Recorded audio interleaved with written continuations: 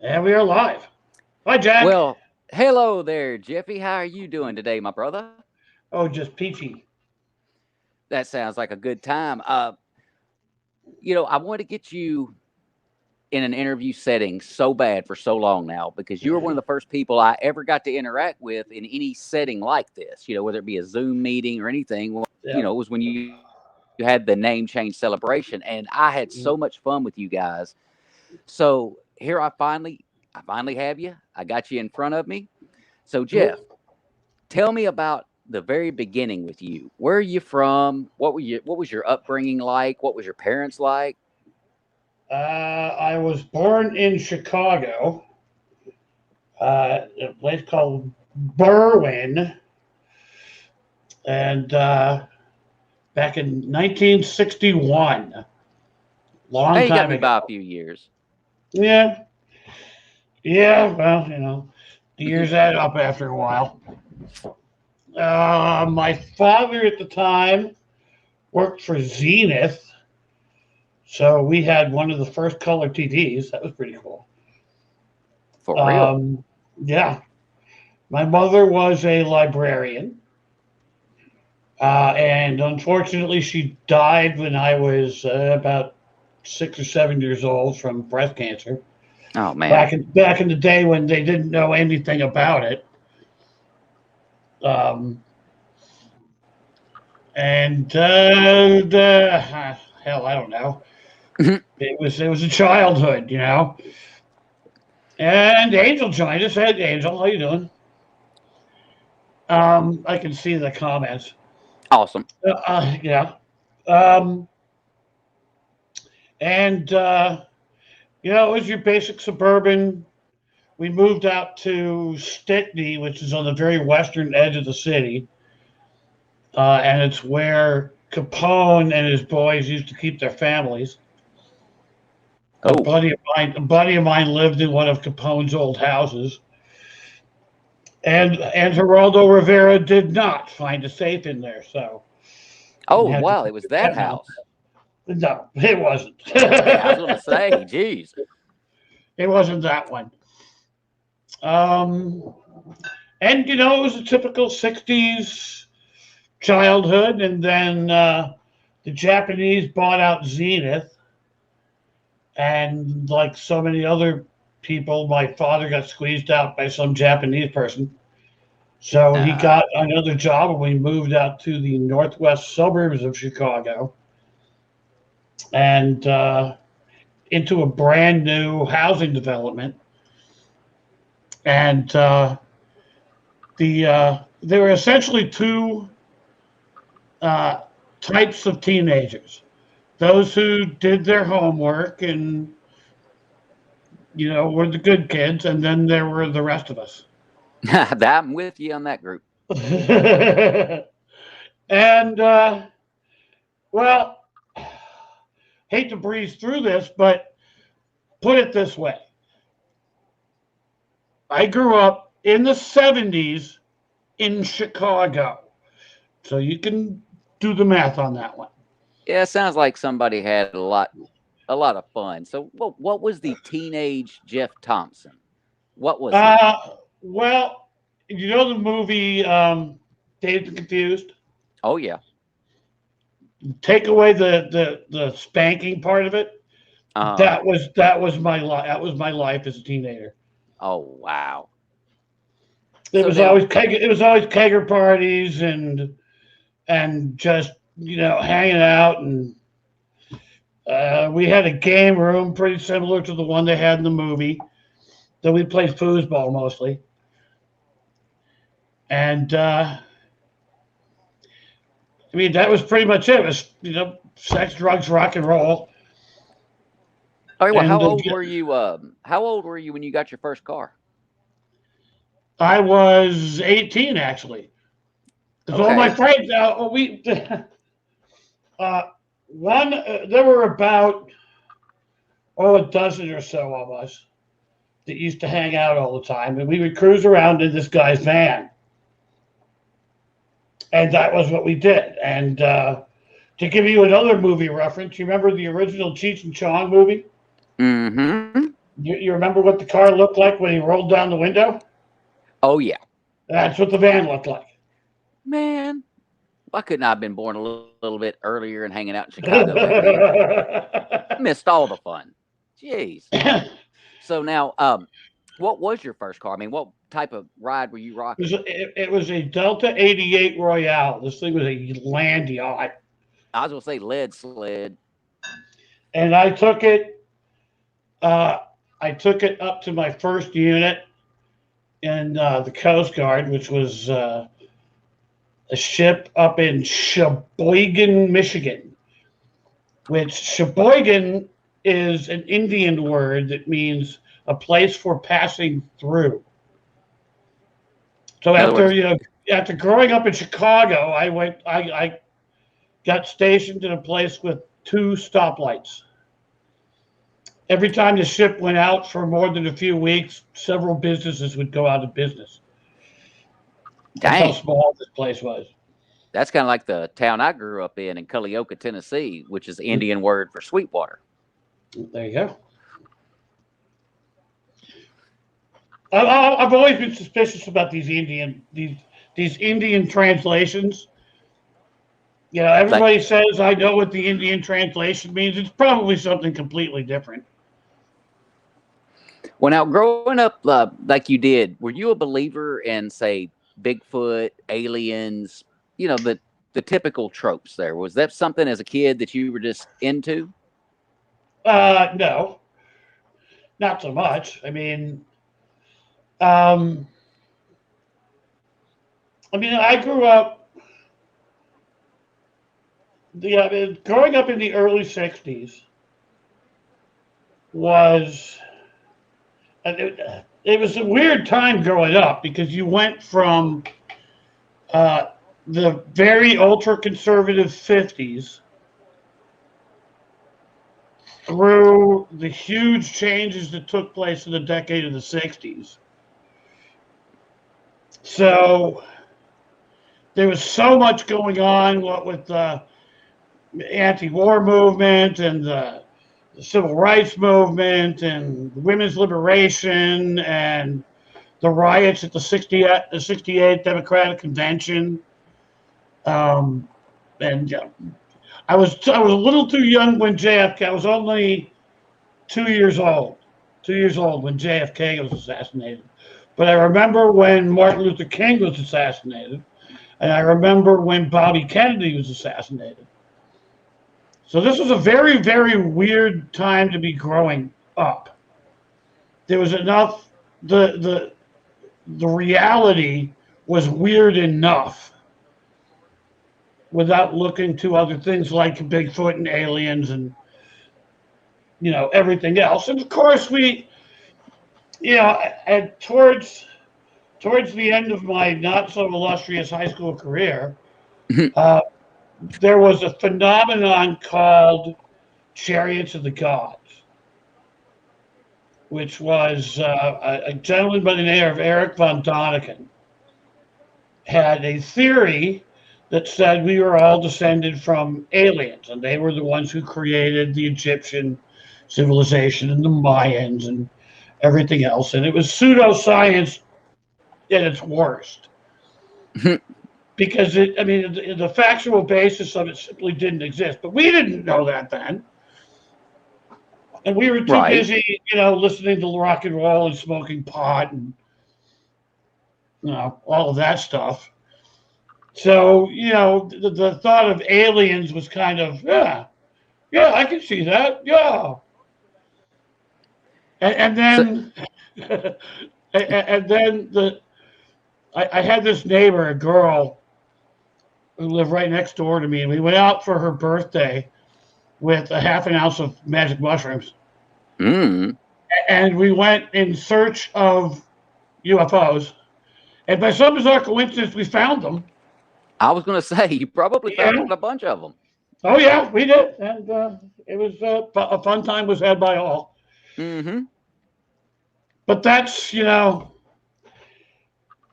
but also at the same time on TV, you had uh, the original Universal monsters Uh-huh. were all sold to television, so they were on TV all the time. And you had, the original Frankenstein and the Wolfman and the creatures from the Black Lagoon and Dracula and all that. And King Kong, the original 1932 or whatever it was. And then you also had the Twilight Zone, the Outer Limits. A little bit later, Rod Serling's Night Gallery. You had Kolchak the Night Stalker. Now, wasn't My Favorite Martian around that time? My Favorite Martian, Alfred Hitchcock Presents. So See, there was a lot of that. There was a lot of horror in my youth, but it was all it was all kind of the innocent kind. It was cool. Even It along wasn't the lines of the Addams Family. Oh yeah, Addams Family was on, and so was the Munsters and all that kind of stuff. And it was cool. It was harmless fun. Now, did any of that influence you as a youth to think you might start looking at getting into that type of a genre as something to do writing wise, television wise? Did you have those big dreams of being a big movie guy or anything like that? No, not exactly. However, I've been putting pen to paper and writing little stories pretty much since I learned how to form complete sentences. It's something that's always come natural to me. Awesome. Yeah, I mean, it's one of those things. Everybody has one or two things that just come naturally to them. For some people, it's I don't know, the auto mechanics or cooking or whatever, sports, whatever. To me, it was writing. I guess for me, it would be operating anything with forks on it. If it's got forks on it, I can make it do stuff. Oh, I did some of that. Have you ever learned the trick how to pick up a quarter? Oh, yes. Oh, yeah. I made a lot of money doing that. Me too. I even people would say, "Oh, there's no way you can do that." But want to bet? Simple little trick. Pull that beveled edge and roll it over. Oh yeah, just point your forks down, pop it, up it goes. Of course, I did almost put a guy's eye out once. I pulled back a little too quick, and it literally said "pyong." It went flying. And the dude's like dodging out of the way. It's like, oh, okay, I'll pay $5 on that one. That's okay. Yeah. So now, what was your first job? Since we're talking about that. Well, mowing lawns. I got in with the president of the homeowners association simply because I hung out at the pool all the time. The pool was the community pool for our subdivision was right down the street from my house. So every summer, that's where I hung out. Okay. And I got in good with the president of the homeowners association. So when they were looking for somebody to take the riding lawnmower, we had this kind of like a green belt that went through the middle of the complex. And that was my first job, was mowing that, just riding around riding the lawnmower and mowing it. So at least you had a riding mower. For some reason, I was picturing you with the old school, like the bladed thing that you got to push by hand. That's what we had for the house. That's what we had for the house. That and snow shovels. Oddly enough, now Chicago, I have lived in northern Michigan. I've lived in Alaska. I've been to the Arctic twice. I've been to Antarctica once. I have never been any place colder than Chicago in wintertime. Is it because of the wind? It's because of the wind. And plus the lake effect, and it gets, the worst I ever saw was 83 below zero. Oh, God. They told people, do not even go outside, you will die. I'm not joking about that. They'd be literally eyelids freezing shut and everything. Oh. You just breathe. The air was so cold, if you breathed it in, your lungs would freeze. Ugh. Jeez. Yeah, it was bad. And I am glad I live in Tennessee. And it would snow, every year, and it was wet, heavy, nasty snow, and it would snow like 2 feet at a time. And so naturally, myself and my brother got to trade off shoveling the driveway. By some bizarre coincidence, as soon as myself and my brother moved out of the house, my father bought a snowblower. But not until we were gone. Well, no, he already had a couple snow blowers. Exactly. Wow. That's typical parents for you, though. It's Oh like, yeah. okay, kids are gone. Yeah, let's make this a little bit easier now. All right. So Yeah. Now now, that he, once now that you he had to do the work. once you got out of high school, what direction you went into the military? I assume, or into the National Guard. Where did you go from there? It was the Coast Guard. Coast Guard. It was the Coast Guard. Well, I didn't graduate high school. I left because they weren't teaching me anything. And I'll give you an example of that. Sophomore year of high school, we had to take a reading test, and the teacher singled me out in front of this huge group of some 300 some odd students, because it was a big high school. And he told them that I was reading at the level of a college junior. Okay? Okay. College junior. And yet I still had to take a basic reading class. Yeah, that doesn't make much sense. Yeah, they made no sense whatsoever. I wasn't learning shit. And my brain, the way it works is if it's not being stimulated, it turns itself off. So And I know a lot of people like that, myself included. yeah, even had I not left, I still wouldn't have graduated because I would just stop going to class. There wasn't any point. Yeah, I wasn't learning anything. I was just my brain was turned off. So it's like, screw it, I'm leaving. So then you moved on. Angel asked, colder than Alaska. Yes, colder than Alaska, at least where I was at. And then, it was okay. So now what do I do with my life? I wasn't going to stick around Chicago because Chicago is living proof that there is such a thing as too much money. Because if you have money, there's no limit to the amount of trouble you can get yourself into. This is true. It's a great town. It is a great town. The only problem with it is the weather really sucks. Even in the summertime, they call it the Windy City, but the only time the wind doesn't blow is when it's hot and humid. And Well, then the air just kind of hangs there. It's not pleasant. So I don't know where I was going with that. Back to when you first went into the Coast Guard. Where was one of the first places you ever got assigned? Sheboygan, Michigan. Okay, and what were your primary duties there? What were you doing? I was a deck ape. Basically the the lowest enlisted scum. We would scrape and paint and chip ice and do whatever menial tasks there had to be done. So how long were you stuck in that role before you it was about a year and a half. It was about a year and a half, wow. And then I went to navigation school. But the reason I chose the Coast Guard, it was 1979 when I joined, which was 4 years after the fall of Saigon. And the last thing anybody wanted to have anything to do with was a war.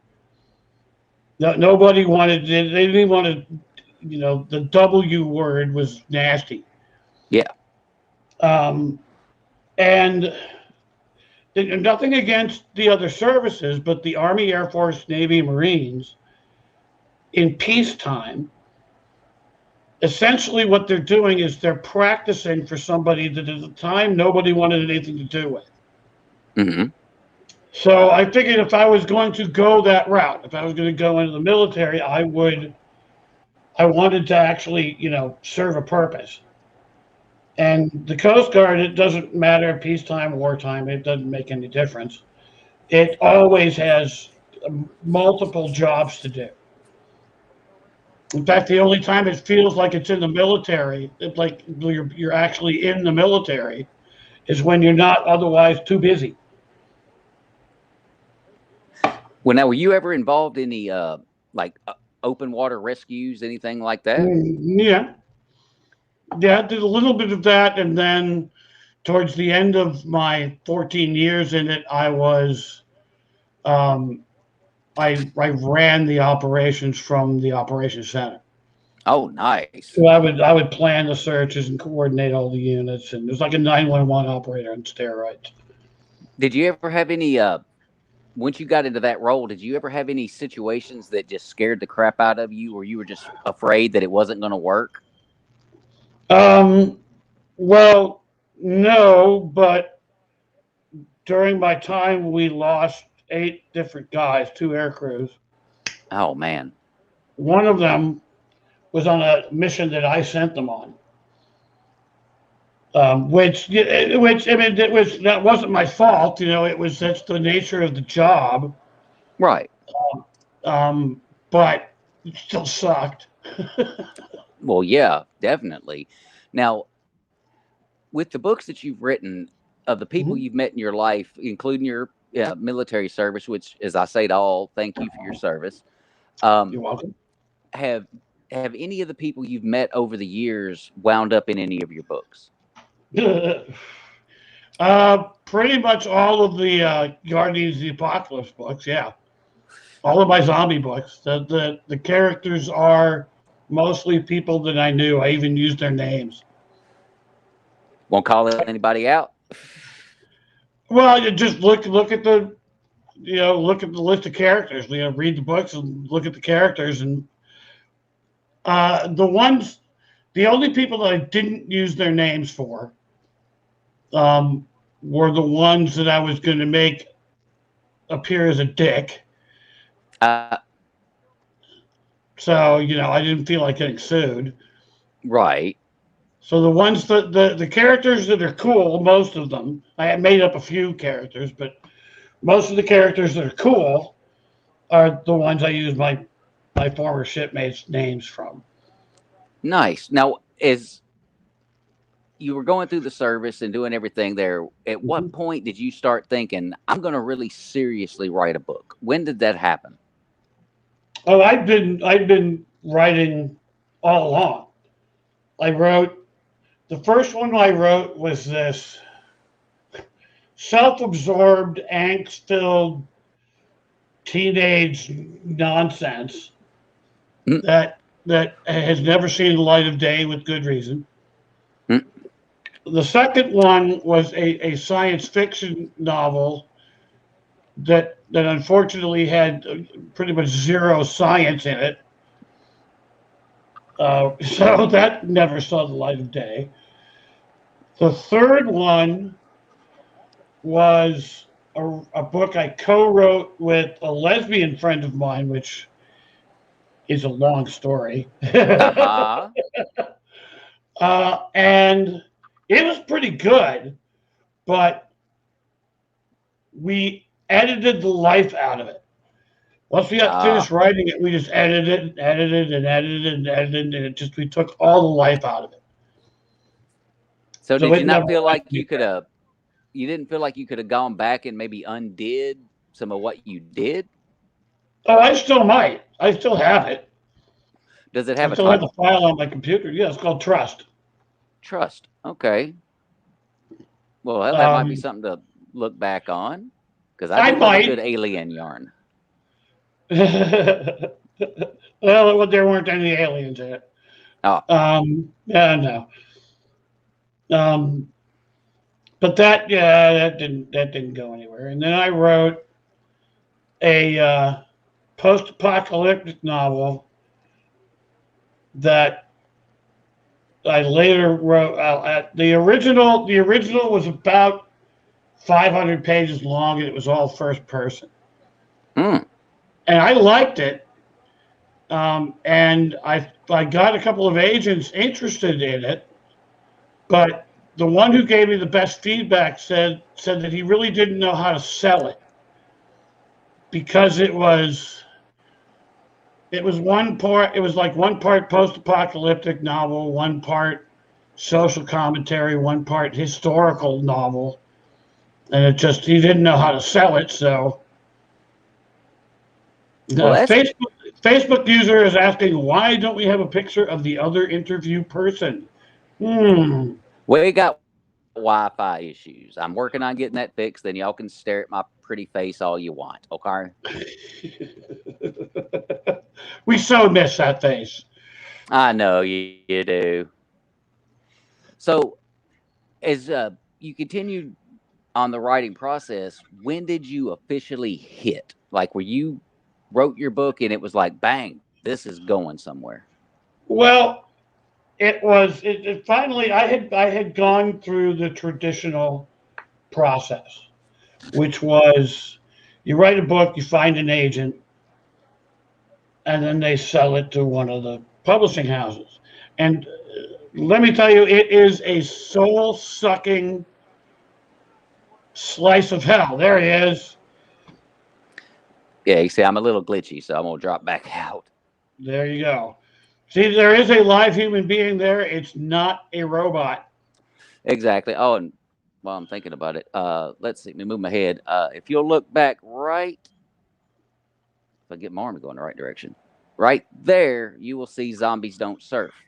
Yep. Right there, hanging on the wall. There you go. So that's a real thing. That wall is a real thing. Okay Oops, then. there we go. All right, now we're back. Continue on, so. I finally I had heard I had heard about um, Amazon, about self-publishing on Amazon, and for some reason, um, I had equated it with the vanity presses that are out there. And what the vanity presses are is to pay them to publish your book, which sounds like um, it sounds like a good idea on papers. Like you pay them, they publish your book, you sell it, and everything is great. Except that they then take, I think it was 75% of the profit from the sale of the book. They have exclusive rights to the book for, I think it was 15 years. They give you no money and you Mm. pay for it. So, and then you have to do all of the marketing yourself. Yeah, that just sounds like a bad deal all the way around. It is a bad deal. So, anybody out there who's thinking of using a vanity press, don't do it. Now, what have you So, had the most success with? the zombie books. Well, I mean, as far as how you've gone about your publishing and things of that sort. Well, I finally decided to screw it. I'm going to go ahead and um, publish myself. And I looked into Amazon. It sounded good enough. I wrote my first zombie book, which was um, "You're Never Ready for a Zombie Apocalypse," and I just put it up there, and it made money, and I was happy. Well, I got to tell you, you have some of the best titles in not just the zombie genre, but just in books. Period. Where do those come from? I don't know. Mhm. I just I mean, like zombies don't surf. That one, because you gave me several, and that was the one I was like, yeah, that one's going on the wall because I love zombies don't surf. Well, of course they don't surf. Hell, half of them ain't got a leg. Come on. And it was just brilliant. But then you've got so many other great titles. Zombies in Paradise. I mean, I'm almost seeing a Revenge of the Nerds in the zombie apocalypse with that one. Like, where does this crazy stuff come from? I don't know. It just comes. The zombies don't surf. I was driving the truck and just driving down the road, just letting my mind wander.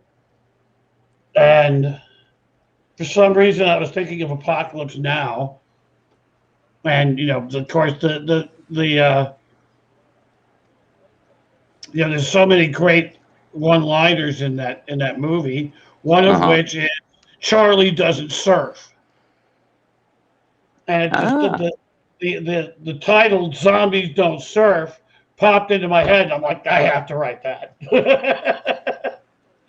I didn't even really know what the story would be because I had written the first four of the Guardians of the Apocalypse series, and that was essentially the end, or it was the end of that first chapter of the series.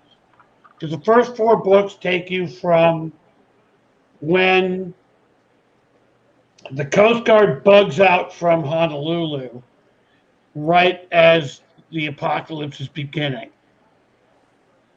And it takes you from that to them regrouping and taking their ship back from their shipmates who turned into zombies, at regrouping, heading back to Honolulu and starting to try and rescue people. And it ends with them finally getting what they needed the most, which was help from other people, which turned out to be a squad of 10 Marines. So that ended the first chapter of it, and I started just writing other stuff after that. And I had fans, which still cracks me up that I have actual fans. I'm one of them. Thank you, sir. Who just kept saying they wanted more, they wanted more. We're And funny that way. yeah, I know. This title popped into my head, "Zombies Don't Surf," and I'm like, I've got to write a book about that. I have to use that title. So I just came up with an idea of what the next chapter in the saga could be, and I just started writing it. So now, do you see things in your day-to-day, driving around, obviously being in a truck and whatnot, that you go, I got to write that. That needs to go into a book. Oh, that person there, the way they are, I'm going to kill the hell out of them. Do you ever have like moments like that as you're going through a writing process and you're just out and about?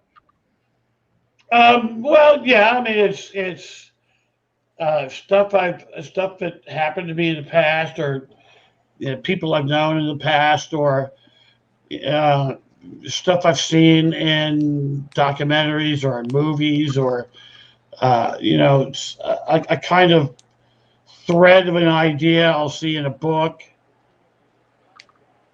and that's just it comes from everywhere.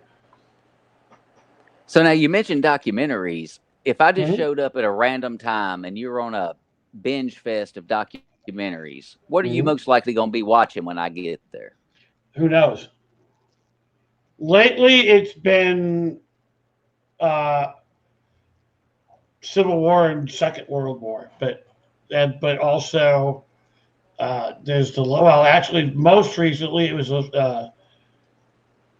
some fringe religious cult type stuff. So what Is caught that your interest? I have very eclectic interests, and there's no telling what's going to catch it. So I will just, oh, that looks interesting, and I'll watch it. Okay, well, that's obviously got to be good for inspiration for different things. Have you caught Hmm. yourself watching something and suddenly feel like there's a thread here that I can use to really All keep the time, building my thing? all the time. What's a good example?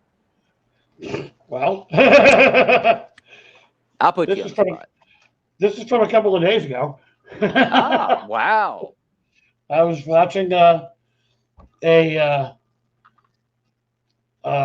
documentary called Jesus Camp about a religious organization who took to indoctrinating like 10 and 12-year-old kids into becoming militant, um, evangelical, you know, members of God's army during the Bush Creepy. years. during the Bush years. No, this actually happened Oh, wow. during the Bush years to start to grow them so that they could then push the evangelical agenda into the political realm, which the Constitution says is not supposed to happen. Damn Skippy. The separation of church and state. Well, like look at the news, and I lose some readers because of this kind of stuff. But in a post-apocalyptic world, I don't see how you can tell these stories without examining certain political views, religious views, particularly religious ones, because, I mean, it's an apocalypse. The world has been overrun by insane, homicidal maniacs with a taste for human flesh. How, Yeah, how that's a do you problem. how do you view that and not think, okay, this is the end times? How do you not get a Revelations vibe out of it? So there's got to be some kind of extreme religious reaction to it. There has to be, because that's what would happen in real life. And I completely agree. the thing about writing stuff like zombies, I hate to burst any bubbles, but let's face it, zombies aren't real. A lot of people Oh, wish they were, well, you just but basically told me Santa Claus ain't real either. I know, Damn and it. I feel like a real asshole for it. But the thing about writing fiction is that the reader has to suspend their disbelief. Yep. So the best way to do that is to create a foundation of reality. A You new make world. you make the world that you build for this to tell the story in as realistic as you possibly can, so that when you start going to the stuff that clearly isn't real, they're willing to take that leap with you. So, I will. I've there are a lot of post-apocalyptic readers tend to be, and this is a sweeping generalization. I'm not meaning to paint any individual person with a broad brush, but you can't deny that a lot of post-apocalyptic fans tend to lean way to the right. And these days, some of the people who are way to the right, if you even mention liberals, they freeze up and they freak out.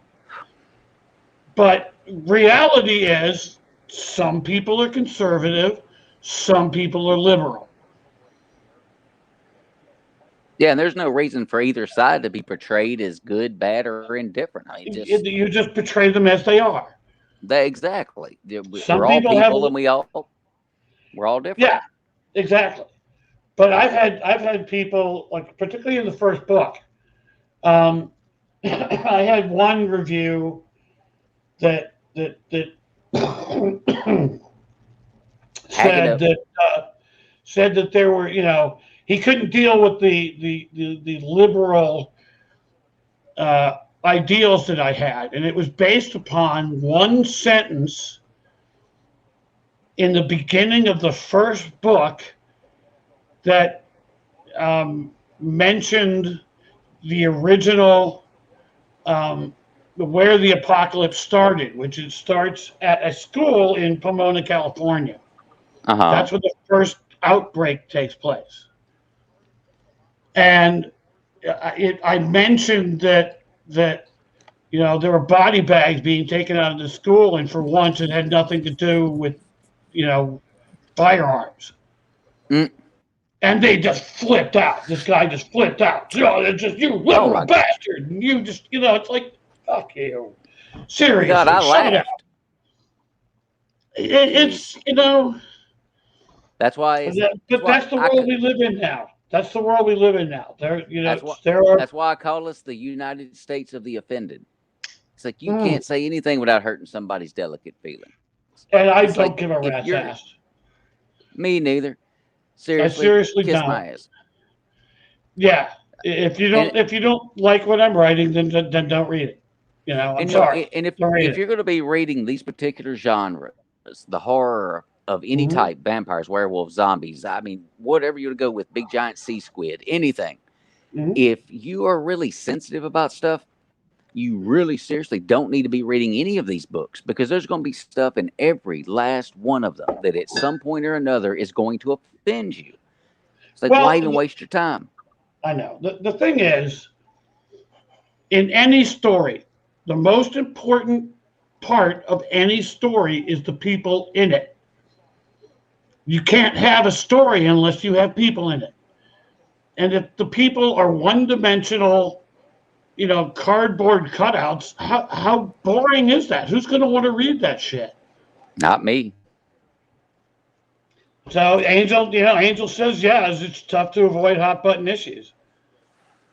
As long as And, it's and not preachy, it's cool. And that's it. and to me, sometimes if you have the opportunity to hit something while it's hot, hit it while it's hot.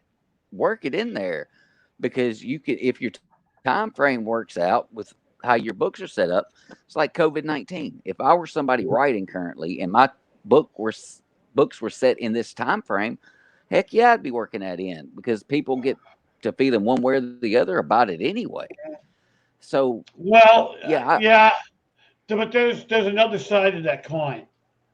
The two of the books I've written, called Fall and Crawl, were part of uh, a series that I was writing called Pressure. It's about what happens to a small town in Oregon following the eruption of the Yellowstone supervolcano.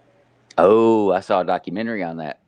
Yeah, yeah. And Fall and Crawl have been written. They've already been published. And I was writing the third story, Stand Tall. It's about halfway written when the COVID shit started happening Oh, and the reaction to it. And the third book is about, society tearing itself apart. haven't Watch the seen that news. happen. Yeah, look at the news. Uh It huh. it it was too much like reality. And I write the same way that I read. I read to escape reality. Ah, true. And it's just I haven't finished that third. The third book just waiting to be finished, but I just is too close to reality. Yeah. I just it's too dark. I don't want to go there, man. And hearing that from someone who writes about people getting arms torn off and Mm. bitten into Well, and eaten alive, that's well, yeah, actually kind of surprising. but that shit's fun. People like horror because it's fun. It's cool. You get the zombies ripping guts out and flying all over the place. That's cool. But it's when it works. Something like uh, well, you like the Romero movies, Mm-hmm. the Dawn of the Living Dead, Night of the Living Dead, etc., etc. Yeah, they Um, work. they work. I mean, Dawn of the Dead is I mean, underlying the story of these people trapped in a mall is a social satire about American consumerism. That's how Romero wrote it. That's what underlies that story. So it's all kind of told tongue in cheek. It's fun. And then you look at something like Shaun of the Dead. It's Yeah. fun. Oh, You know, Zombieland. Zombieland. It's fun. Scouting Guide to the Zombie Apocalypse and Dance of the Dead. And there's all sorts of great movies that mix zombies and humor. That works. And horror in general, uh, An American Werewolf in London. Oh God, Great yeah. movie. Great movie. It's hilarious, but it's also scary. So that's one thing I always look for in a good book is at least give me some humor it at a few spots, because if you go just straight dark through an entire book, it's kind of hard to stay with it. How do you go about finding the spots for putting in humor versus keeping it real and keeping it spooky? Um, well, let's take the zombie series. Um, well, there might be some people from the other services who would disagree with this. The Coast Guard is part of the armed forces, so Yeah. they are part of the military. And the thing about every military person I've ever met, there are three components to their speech patterns. It's jargon, sarcasm, and insult. Okay. That's, I mean, every military person I've known, that's how they talk to each other. They give each other shit all day long. That's where the humor comes from in these books. It's the interaction between the different characters. Yeah, and I could actually It's all gallows humor. see that with you. And I think I already know the answer to this, but which classification do you fall into as far as the jargon, sarcasm, Well, yada all yada? three, Which? Oh, you're all all three, okay. but I could. mostly it's the sarcasm and insult. Well, put it to you this way: if I don't give you shit, it means I don't like you. That ain't good. Which And you I oh, and you've actually given me shit a few times before, so that's a good yeah, feeling. and that's all of the people that I consider friends are the ones I will give them shit and they'll give it right back to me. It's fun. You don't mean anything by it. And I mean, think about your friends, your male friends as you were growing up. Asshole is a term of endearment. Yes, sir. It is. That's that's that's how the military people talk to each other. It's how cops talk to each other. It's how firemen talk to each other. That's It's how that's that's how we talk to each other in that warehouse I work in. Oh yeah, that's reality.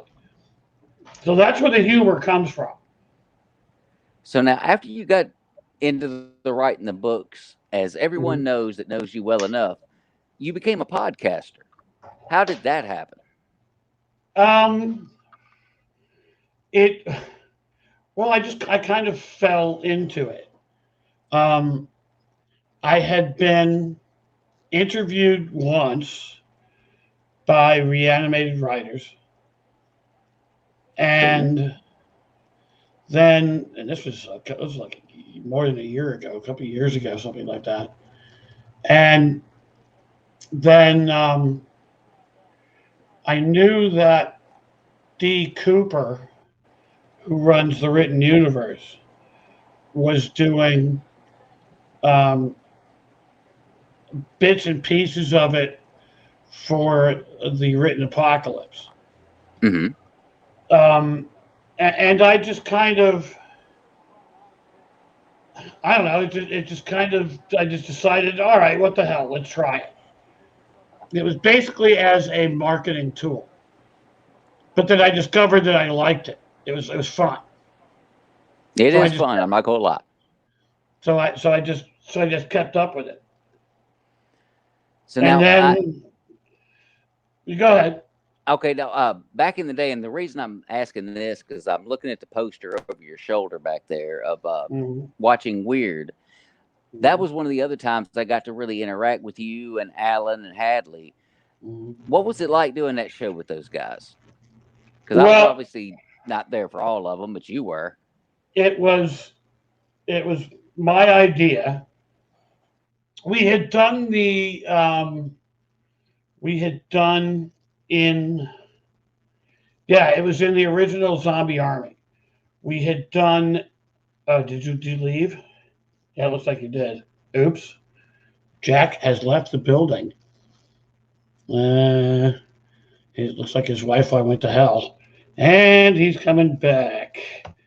Hi, Jack. Yeah, I was. Yeah, I figured that was going to happen at some point. That's why I got to get Comcast out here. Yeah. So, So anywho, we did in the Zombie Army. We did a group um, review of Army of the Dead, uh huh. um, and it was fun. And Hadley, yeah, and I said we should do something like this, and she said, "Well, okay, figure something out." So I did. I came up with the idea for the show, and Mm-hmm. then I developed it with Alan, and then Hadley kind of piggybacked onto it because it was originally supposed to be me and Alan, Right. and then she kind of piggybacked onto it and took it over, and then certain things happened, and I got pushed off the show. Well, damn it. Because Yeah, I enjoyed the three of you guys together because your banter was beautiful. Just how you yeah, would interact with each other and everything. It was so well done. So when I saw you were leaving the show, I was like, what? It was like one of them, like your main character leaves from your favorite sitcom kind of a thing. Like, oh, ho, ho, whoa, wait, what? yeah. Well, what happened without going into detail? Um, the powers that be at Weird Realities gave me an ultimatum. They said, sign these papers or else. And Uh-huh. it wasn't even what they wanted me to sign. It was the or else. Yeah, I'm retired, and to me that means I don't take ultimatums from anybody. right. So I said no, and they said goodbye. Well, damn it. So now Mm-hmm. you have the new page. Tell everybody about No, that. well, yes and no. Unfortunately,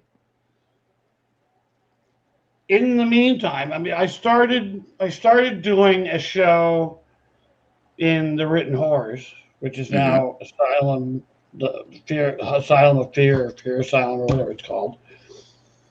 Um, called the Haunted Library, and Mm-hmm. we started doing that, and then we started doing the Watching Weird, and as the Watching Weird thing progressed, yeah, from that time till now, everybody's doing podcasts now. Yeah, no doubt. Hell, I am. So Who the hell am I? so once I was removed from Watching Weird and tried to keep going with my own stuff, everybody that I had relied on before was suddenly busy because Oh hell. everybody else is doing these podcasts. And I was just putting a bunch of time in setting up for these things and researching these topics, and it was just taking away time from writing. And I said, screw this. I mean, I kept having to reschedule because people couldn't commit to it. So I I know just, that. I know that rescheduling feeling. Again, I apologize again for that. well, no, well, I mean, it happens sometimes, but it just Mm-hmm. kept happening over and over again. And every time, because I was promoting these things, and my Dang. name was on these promotional things. So that every time, well, we're going to do it on this date. Well, actually, no, we're not going to do it on this date. We're going to move to this one. Well, no, we're not going to move it to this one. It just kept happening over and over again. And every time it happened, I looked like a bumbling asshole. So I finally said, enough of this. I'm done. So, what have you been doing in the meantime? Because I know you've got your Facebook pages. How are things going there as far as getting new members and interaction and all um, that? well, Coffee and Rabbit Holes just gained a couple more members. Um, Jeff Thompson's Twisted Tales has been hovering right around just below 100. So I haven't really done anything to increase that, but hopefully that will increase. Yep, that would be Um, the hope. Because, dude, your books are fantastic. Now, I haven't been able to read book 1 and book 2 of the one series, but I have thumbed through just so I could get some cheater points and kind of mhm. see what the writing's all about. And you got some good stuff out there. And if people are sleeping on you, that's on them, because you should be selling the hell out of books right now. Well, um, for a lot of the time since I started doing this, I was driving, and being a truck driver, it's completely different from a normal life. Hey, considering I'm a warehouseman, I deal with you guys all the time. Mhm. And y'all look Well, tired. well, there is that because you do put in a lot of hours, but what most people take for granted is really hard. If you're if you're in that life, if you're an over the road truck driver. For example, it once took me um, 3 days in 5 different states to find stamps. I'm not kidding. Damn. Well, and the thing is, you're driving something that's 73 feet long. You can't Yep, really with the cat with you can't really the just park tractor. that Yep. at the post office. It doesn't work. So things like that. You can't pull into the bank with a semi truck. It doesn't work. So normal things become these big problems that you have to deal with. But that aside, it also takes up a lot of time because you're working 70 plus hours a week, and your day is 10 or 11 hours long or longer, which is Hmm. illegal. But that doesn't stop the trucking companies from trying to make you do it. Um, Yep. yeah, but uh, it doesn't. By the time you're done, at the end of the day, I'm brain dead. Especially you're driving through someplace like Nebraska, 8 solid Ain't hours nothing of to it. look at. Nothing to look at. You're not even turning. You're just driving straight. That's So road hypnosis. you're brain dead by the end of the day. So you're not going to get a lot of writing done. And even if you do get a lot of writing done, you don't have any time to market, which is at least half the job. Yep. In spite of that, even though I haven't had the numbers that would make it into the bestseller range, the books have sold steadily the whole time. That's nice. So, I'm not making big chunks of money all at once, but I am making consistent money. Well, hell yeah. And dude, you deserve every last bit of it. Because I mean, you're a hell of a writer, and Thanks, you're a sir. hell of a guy. So I'm thinking it's about time we wrap this whole situation up right here. But I Okay. need you to let everybody know where they can find all of your beautiful works and where they can find you. You can find everything I've written on Amazon. Just type in my name. Make sure you spell my last name correctly. It's Thomson. There's There no is no P. P in it. There is no P in it. Just type it in there and you'll find the books. They're all there. Um, or I'm on Twitter.